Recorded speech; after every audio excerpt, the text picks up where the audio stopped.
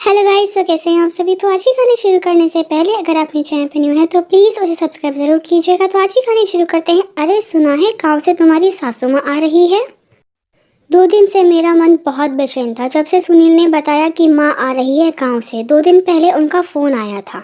मेरी शादी को साल भर ही हुआ है। सुनील की और मेरी लव मैरिज थी। शहर में इनकी नौकरी की वजह से मुझे अपनी सासू माँ के साथ ज़्यादा रहने का मौका नहीं मिला था। वह बहुत सरल स्वभाव की हैं। जब शादी होने के बाद सुनील ने उनसे कहा, माँ आप मंजू को कुछ दिनों के लिए अपने साथ यहाँ रख लीजिए, तो उन्होंने प्यार से समझाते हुए कहा था कि बेटा अभी तुम्हारी नई नई शादी हुई है, तुम हंसी खुशी अपनी गृहस्थी शुरू करो। और हम शहर में आ गए थे। सुनील नौकरी पर चले जाते हैं और मैं घर पर रहती हूँ। कुछ नई सहेलियाँ भी बन गई हैं मेरी यहाँ पर। हम सहेलियाँ जब भी एक दूसरे से मिलती हैं तो वह अपनी अपनी सासू की बुराइयाँ करती हैं। मैंने कहा मेरी सासू माँ तो बहुत अच्छी है। तो मेरी एक सहेली बोली, दूर के डोल सुहाने ही लगते हैं, जब पास आते हैं तो कान फट जाते हैं। तुम्हारी सास तुम्हारे साथ नहीं रहती इसलिए तुम ऐसा कह रही हो। जब मैंने उन्हें बताया कि मेरी सासू माँ गाँव से कुछ दिनों के लिए आ रही है तो सबने अपने अपने सुझाव दिए। ज़्यादा लाड़ दिखाने की ज़रूरत नहीं है। तो एक बोली, ज़्यादा संस्कारी बहू बनने की ज़रूरत नहीं है। एक बार मन लग गया तो वह गांव वापस जाने का नाम नहीं लेंगी। सबकी बातें सुनकर दिल बेचैन सा हो गया, पर फिर मन को मजबूत किया और सोचा कि देखा जाएगा, अब आ रही है तो स्वागत तो करना ही पड़ेगा। मैंने सूट बदलकर साड़ी पहन ली, सिर पर पल्लू ले लिया, उनका कमरा व्यवस्थित कर दिया और सुनील से उनके पसंद पता कर उनके लिए आलू के पराठे और धनिया पुदीने की चटनी बना ली।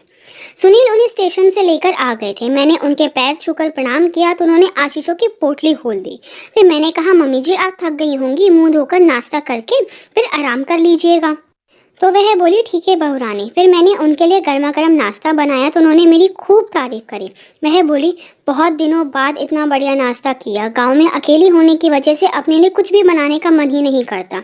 मैं साड़ी में परेशान हो रही थी, पल्लू भी बार बार सरक रहा था। तो सासू माँ बोली, बेटा आजकल तो सब सूट पहनते हैं, तुम नहीं पहनती। तो मैंने कहा, वह मम्मी जी पहनती तो हूँ। तो उन्होंने कहा, तो फिर इतनी परेशान क्यों हो रही हो, जाओ कपड़े बदल लो।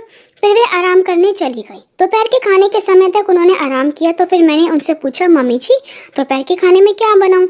तो वह बोली, चलो आज कढ़ी चावल बना लेते हैं। तो मैं बोली, मम्मी जी वह ऑर्डर करके मंगवा दूँ, मुझे कढ़ी बनाना नहीं आता। तो वह बोली, अरे तो क्या हुआ, चल मैं बनाती हूँ, तू भी सीख लियो। सासू माँ बताती गई। मैंने सारा सामान निकाल कर उन्हें दे दिया। जब उन्होंने कढ़ी में तड़का लगाया तो उसकी खुशबू से सारा घर महक उठा।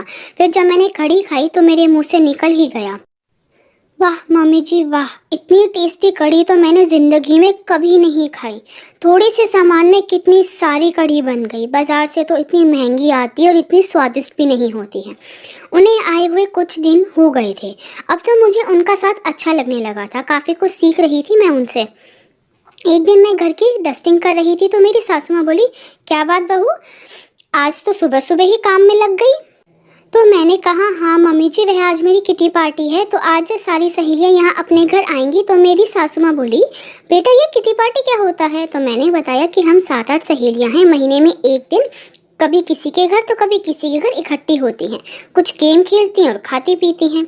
मैं नाश्ता बाजार से ऑर्डर करूँगी, आप बता दीजिए आपके लिए घर पर क्या बना दूँ। तो सासू माँ बोली, बेटा बुरा ना माने तो मैं घर पर कुछ बना दूँ, हर बार तुम बाहर का ही तो खाती हो।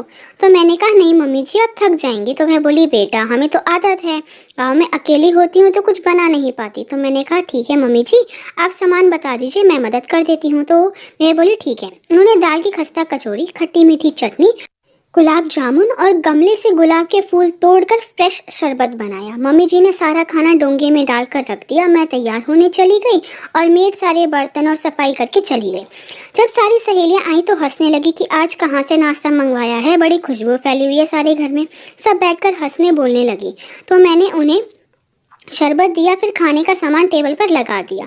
जैसे सब खा रही थी सबके मुंह से वाह वाह निकल रहा था।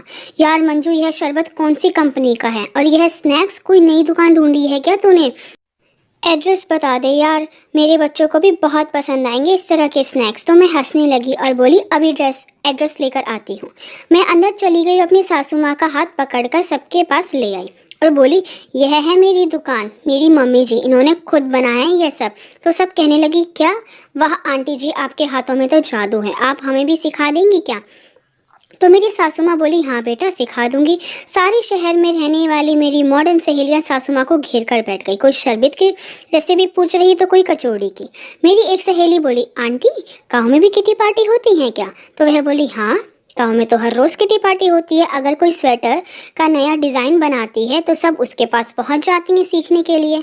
अब जब सब इकट्ठा होंगी तो बातें भी होंगी, तो हो गई ना किटी पार्टी। यह सुनकर सब हंसने लगी। बोली, मंजू तुम बड़ी किस्मत वाली हो जो तुम्हें ऐसी सास मिली है। इसी तरह 1 महीना कैसे बीत गया पता ही नहीं चला और उनके गांव वापस जाने का दिन आ गया। मैंने कहा, मम्मी जी आप क्यों जा रही हो? तो वह बोली, गांव का घर भी तो संभालना है, फिर आऊँगी।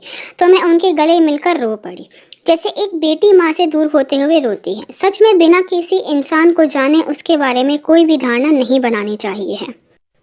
आई होप गाइस कि आपको आज की मेरी वीडियो पसंद आई हो। आपको मेरी वीडियो पसंद आई है तो प्लीज़ उसे लाइक ज़रूर कीजिएगा, शेयर कीजिएगा, मुझे कमेंट करके बताइएगा कि आपको मेरी वीडियो कैसी लगी। अगर आपने अभी तक मेरे चैनल को सब्सक्राइब नहीं किया तो प्लीज़ उसे सब्सक्राइब ज़रूर कीजिएगा। Thank you so much guys मेरी वीडियो देखने के लिए।